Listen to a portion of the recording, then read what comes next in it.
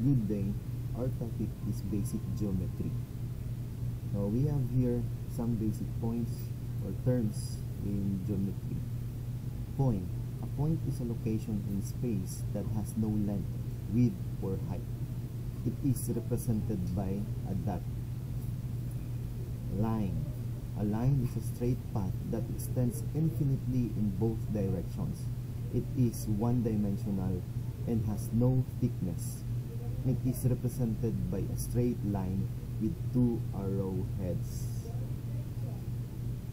Ray. A ray is a part of a line that has one endpoint and extends infinitely in one direction. It is one-dimensional and has no thickness. It is represented by a straight line with one arrowhead. So this cursor is an example of a ray. So line segment. A line segment is a part of a line that has two endpoints. It is one-dimensional and has a definite length. It is represented by a straight line with two endpoints. Angle. An angle is formed by two rays that share a common endpoint. It is measured in degrees. It is represented by a curved line that connects two rays and a symbol that indicates the degree of the angle. Triangle. A triangle is a three-sided polygon. It has three angles and three sides. It is represented by a shape with three straight sides and three vertices. Quadrilateral. A quadrilateral is a four-sided polygon. It has four angles and four sides. It is represented by a shape with four straight sides and four vertices. Circle. A circle is a two-dimensional shape that is defined by a set of points that are equidistant from a central point. It has no angles, but it has a radius and a diameter. It is represented by a round shape with a center point and a curved boundary. Square. A square is a four-sided polygon with four equal sides and four right angles. It is represented by a shape with four straight sides and four right angles. Rectangle. A rectangle is a four-sided polygon with two pairs of parallel sides and four right angles. It is represented by a shape with four straight sides and four right angles, where opposite sides are equal in length. So those are the basic terms in our basic geometry. And here, so let's have polygons.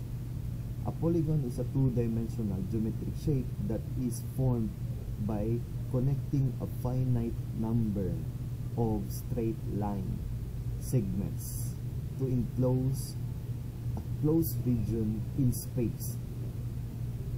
Each line segment of a polygon is called a side or edge, and the points where these sides meet are called vertices. Polygons can have various numbers of sides and angles, and they come in many different shapes and sizes. Here, so we have properties and characteristics of polygons. Number of sides. A polygon can have three or more sides. A polygon with three sides is called a triangle. One with four sides is called a quadrilateral, and so on. Interior angles. The angles formed at each vertex of a polygon are called interior angles. The sum of the interior angles in a polygon can be calculated using the formula n minus 2 times 180 degrees. So quantity n minus 2 times 180 degrees, where n is the number of sides. For exterior angles, the angles outside, the angles formed by extending one side of a polygon outwards are called exterior angles. The exterior angles of a polygon sum up to 360 degrees regardless of the number of sides. Convex versus concave. Polygons can be classified as either convex or concave. In a convex polygon, all interior angles are less than 180 degrees.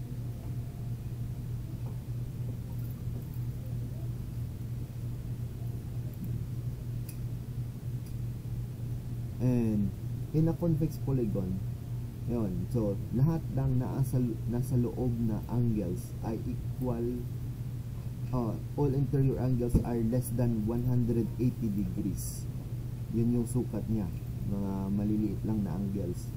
And all line segments connecting any two points within the polygon lie entirely inside the polygon. In a concave polygon, at least one interior angle is greater than 180 degrees. And there are line segments connecting points that extend outside the polygon. So dito sa concave naman, kahit mayroong isang angle lang na more than 180 degrees, yan yung concave. For regular versus irregular polygon, a polygon is considered regular if all its sides are of equal length and all its interior angles are congruent.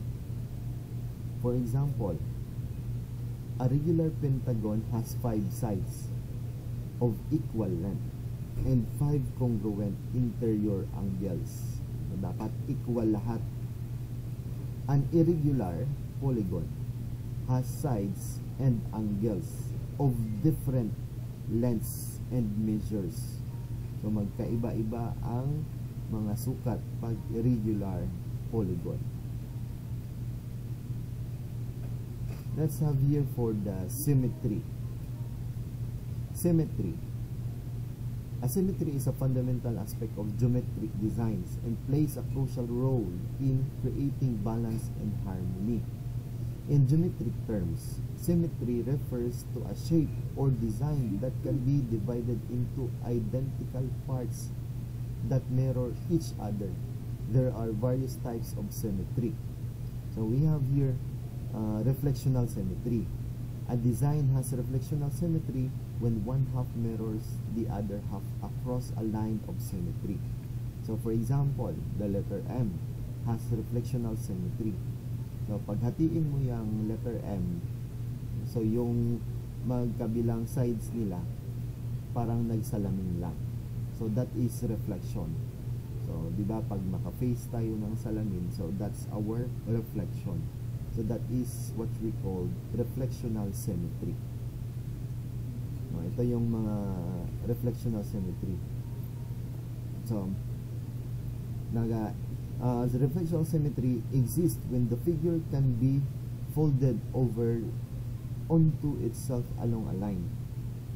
This line is called line of symmetry. So magkakaroon ng line of symmetry, so paghatiin mo siya ng hatiin bawat parts, so pare-pareho pa rin yung sukat. Yan yung tawag ng line of symmetry. Yung square, merong 4 na lines of symmetry. So yung 4 na magka-create siya ng mga triangles na nagkaroon ng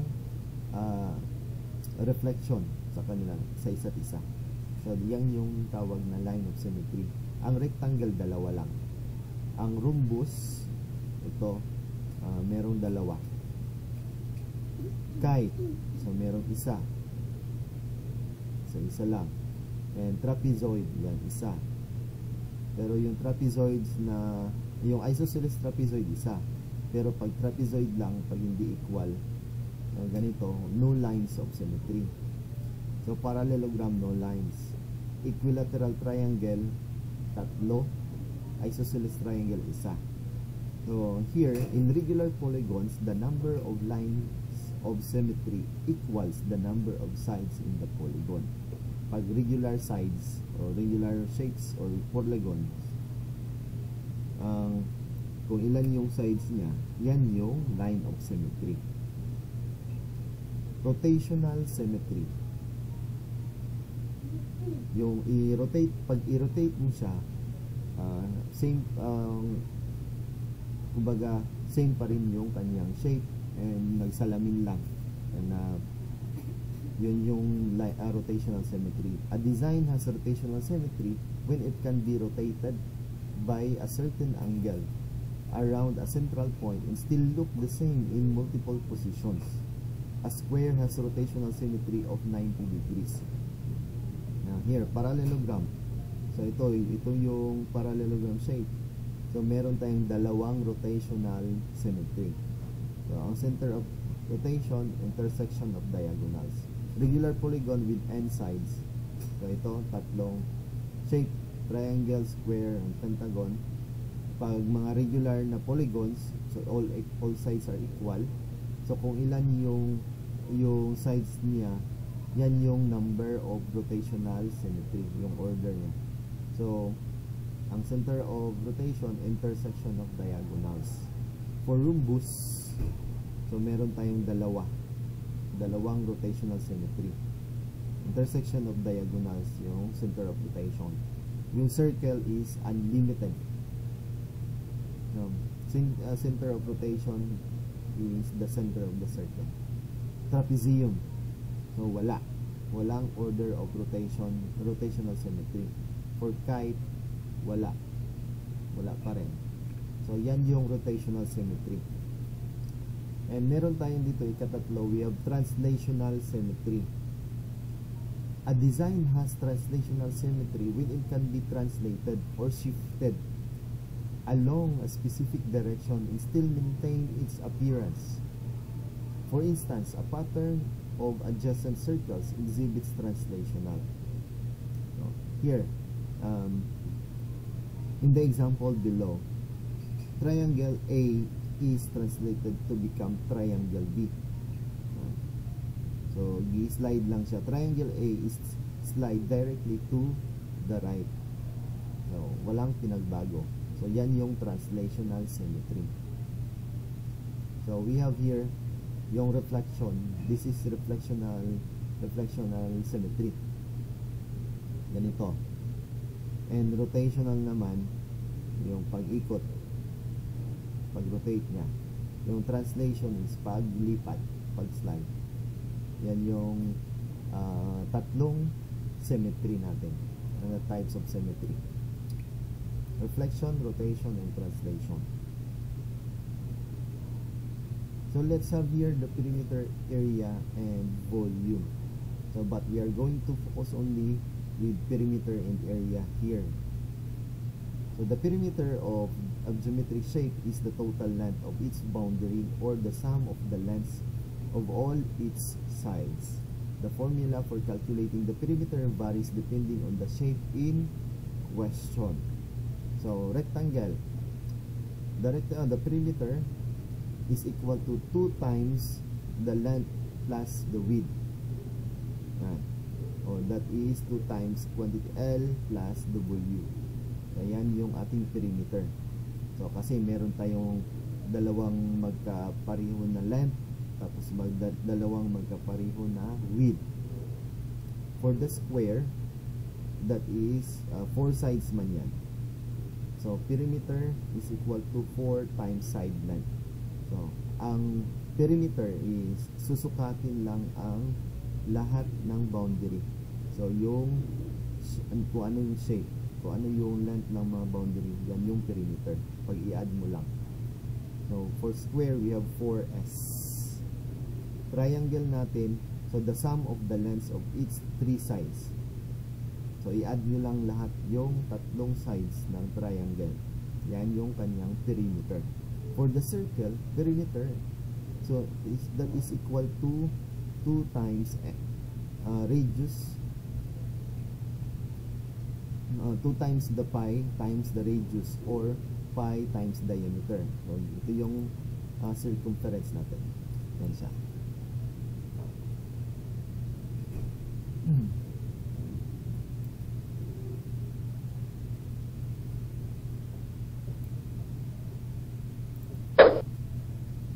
So for regular polygon, a regular polygon with n sides,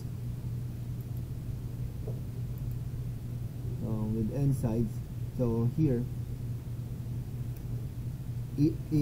kung ilan yung ating kung ilan yung tawag nito, kung ilan yung number of sides ng polygon, i-multiply lang sa kanyang length, side length. Yan siya. So parang square, so all sides are equal, so 4, tapos kung yung sa side length niya, so i-multiply lang. Tapos yung irregular polygon naman, so i-kuha nyo lang lahat ng mga sides ng irregular polygon, i-add lang. O yan siya. Yan yung ating perimeter. So yung perimeter natin, tandaan lang natin, lahat ng sides we are going to multiply. No, we are going to add. Yan siya. So yan yung ating perimeter. For the area here, area is a measure of the amount of space enclosed by a two-dimensional shape or surface. It is typically expressed in square units such as square meters, square feet, or square centimeters, depending on the units used for measuring the length, So here, so we have the formula for our area. May mga formula tayo ng area natin dito. So area, we have length times width. Here, so L times W. So yan yung ating area. For the square, so we have S squared. For the triangle, 1/2 BH. Yan yung ating formula. So 1/2 BH. So base times height. For the circle, so we have here the circle, pi r squared. That's the formula of pi r squared. So yan yung pero pag diameter yung ating given, so pwede rin ito yung formula. For trapezoid,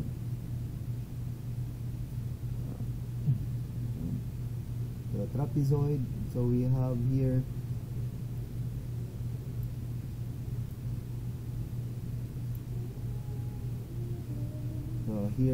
ito yung formula ng trapezoid natin. So that's 1/2 times height times A plus B. So ito yung mga parallel sides ng trapezoid. So yung nasa taas tsaka ilalim.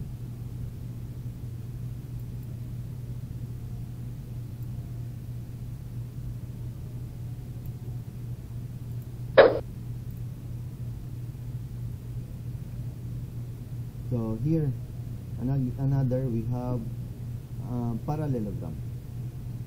Parallelogram, we have the base times height. Parallelogram, base times height. So regular polygon, so we have here the area where A is the apothem.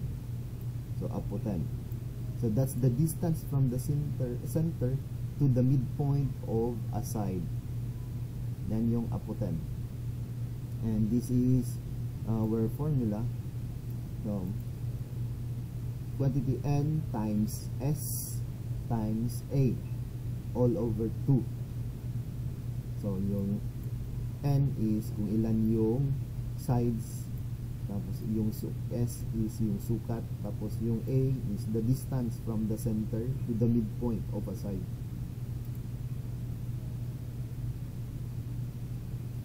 Regular shape, irregular polygon.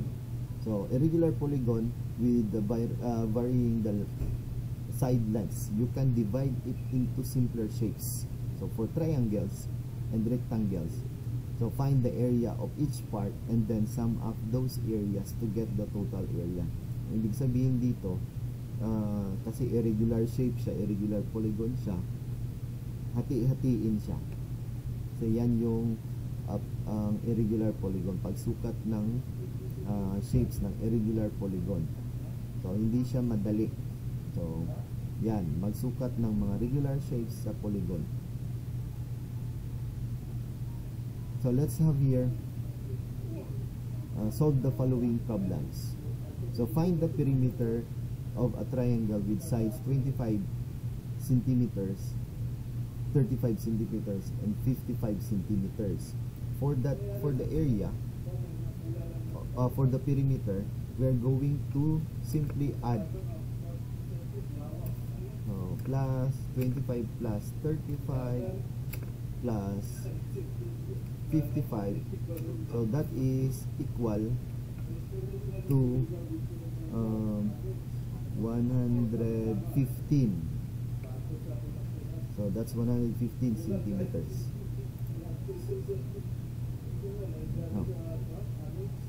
A triangle here, a triangle with sides 13 centimeters and 27 centimeters has a perimeter of 71 centimeters. Find the length of the third side. Meron tayong triangle dito. Ito yung triangle natin. Meron daw siyang tatlong sides. Tatlong sides man talaga yung triangle. So we have here x plus y plus z. So yan. So ito yung ating triangle, yung perimeter. So here sa side nito, halimbawa meron tayong 13, tapos dito sa ilalim 27. So hahanapin natin ngayon dito sa gilid. So 20, ito yung blank. So halimbawa ang 13 natin yung x. So yan, 13. Tapos yung y natin is 27. So hahanapin natin yung z. Tapos yung perimeter natin has a perimeter of 71 centimeters. So yung p natin is 71. So add muna natin yung dalawa. So 71 equals 13 plus 27, that is 40, plus z.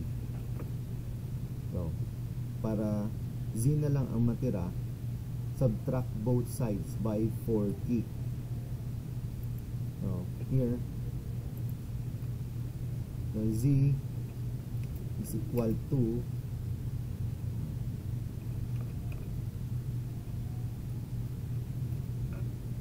71 minus 40 equals, we have here 31. So ang z natin is equal to 31. That is 31 centimeters. So yan yung ating yung isang length. So ito yung sagot.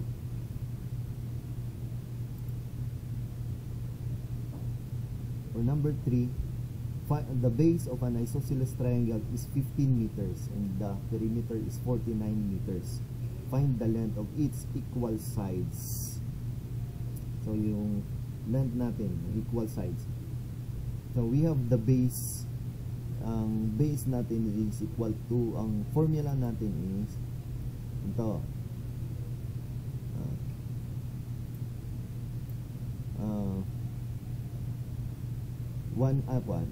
base times height, 1/2 BH. Itong triangle natin ito yung formula natin.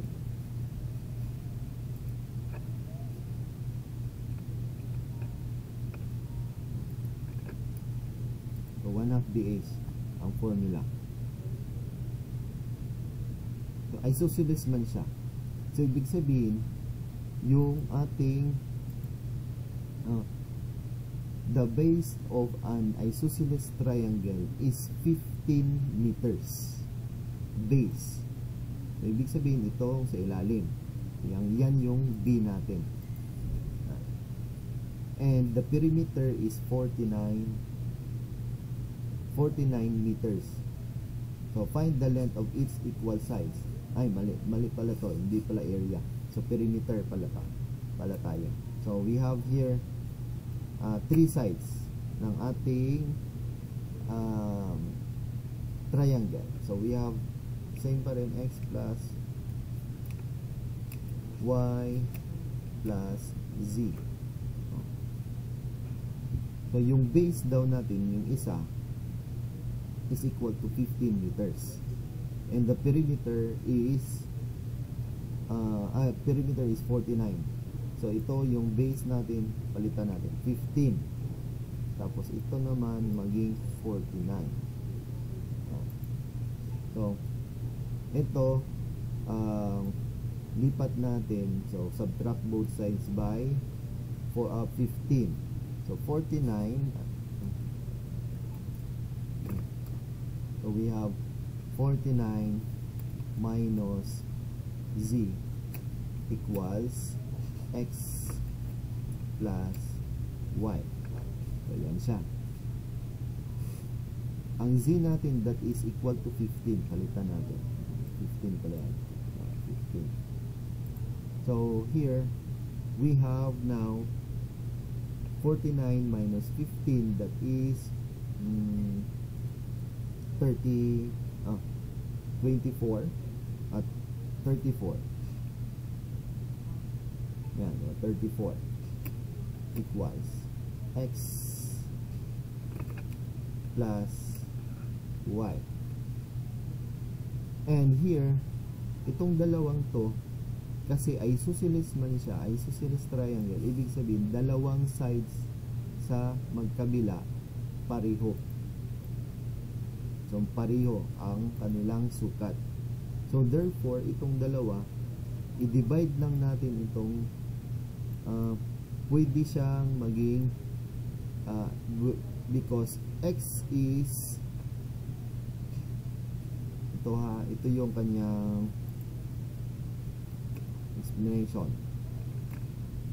where x is equal to y. So where x is equal to y, so magiging ganito siya, 34 equals x plus x.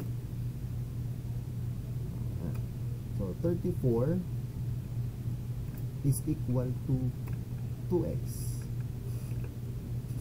So divide lang natin. So x, divide both sides by 2.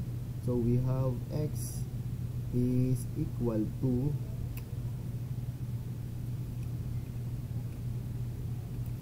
17. So i-divide lang natin siya.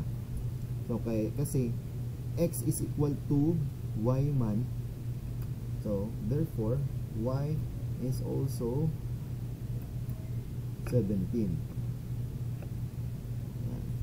So ito yung ating answers ng dalawang side. So 17 meters and 17 meters. Ito yung dalawang length.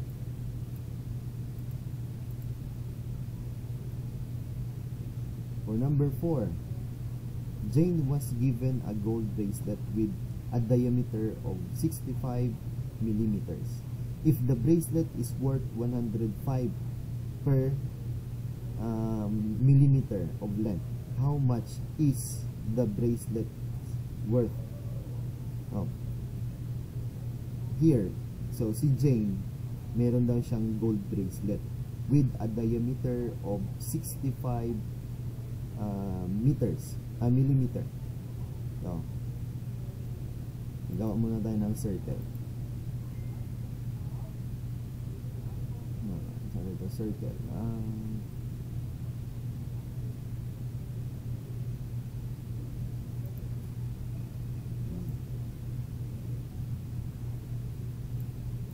So, ito. Diba? Ito yung ating bracelet.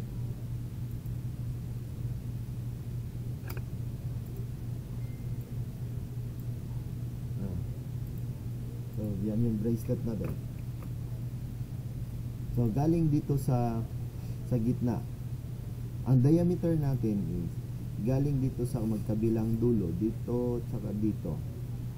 Yan, from point to point. Dito. Dulo-dulo. So, 65 ang sukat yan. Yung diameter natin. So, diameter is equal to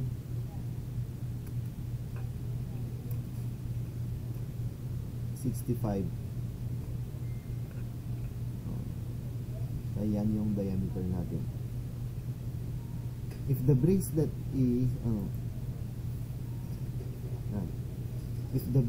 is worth 105 per millimeter of length, so how much is the bracelets worth? So we have here, if the bracelet is worth 105 millimeter, ibig sabihin yung kanyang perimeter or yung circumference niya per millimeter is 105. So dito meron tayong diameter, yung circumference natin is, para makuha natin, is pi d. Ito yung formula na pi d, kasi meron tayong diameter.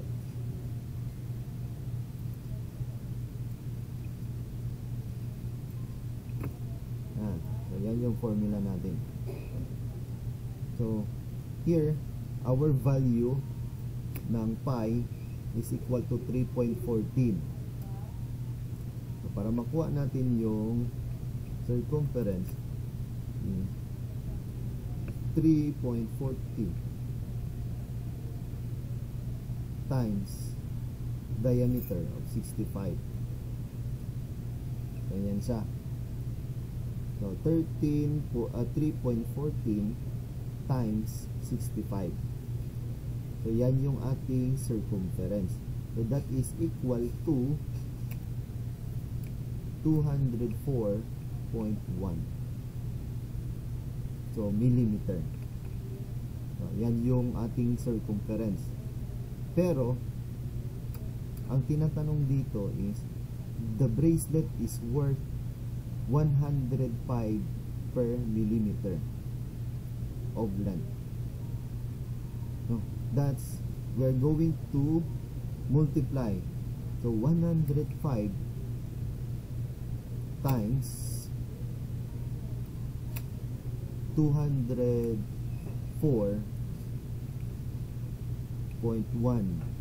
mm equals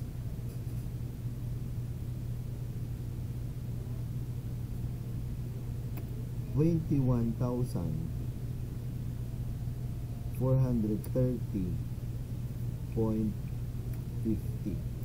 So ito yung ating sagot. So, meron man tayo dito 105. Ito yung presyo natin per millimeter. So multiply natin dito sa 204.1. So this is now the result. Yan natin result.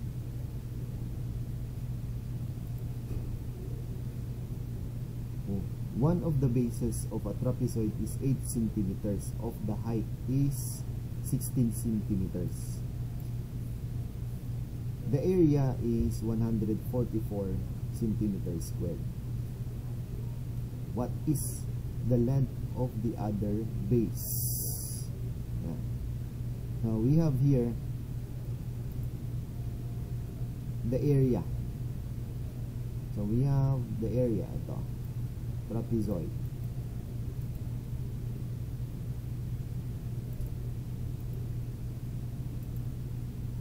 Ito yung ating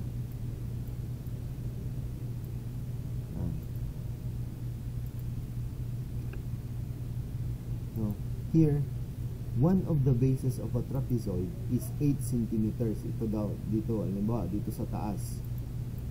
So, pwede yan siya dito sa taas or sa ilalim. So, yan yung mga parallel na base ng trapezoid. So, palagay natin dito sa taas. A, ito yung A. That is, A natin is equal to 8.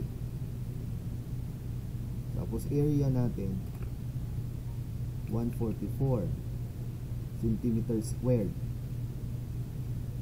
Yan. Ito.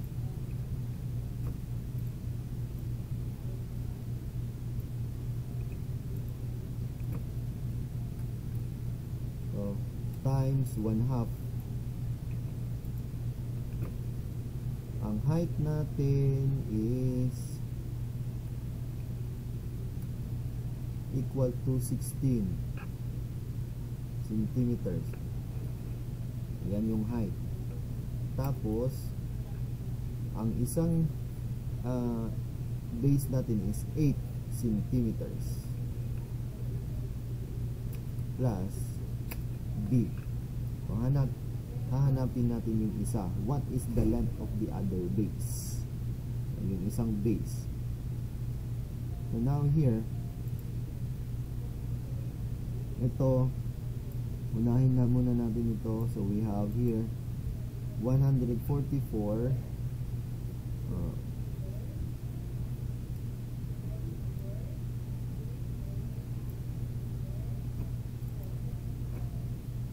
equals 8 cm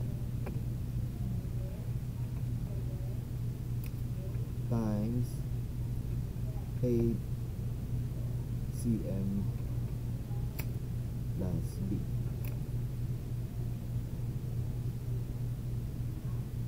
So 1/2 of 16 centimeters, we have 8 centimeters. So now here, ito i-divide natin dito. So 144. So 144 divided by 8 centimeters, 144 o divided by 8. So maging kasi itong centimeter squared, tapos dito centimeters. So here, ang matira sa kabilang side, we have 8 centimeters plus B. Ito siya. Next here is 144 centimeters squared divided by 8 centimeters, we have 18 centimeters na lang. Ito kasi makancel yung isa, yung square, tapos dito sa ilalim makancel yung centimeter, so centimeter na lang, isang unit na lang ang matira. And then we have 8 cm plus B. Yan. And divide subtract both sides or add by its opposite. So we have 18 minus 8, so we have here 18 centimeters minus 8 centimeters equals B. So our answer here is 10 centimeters equals B. So, yan yung ating sagot. So, ganito ang paghanap ng second base. So, that's all for our basic geometry. This is only the part 1.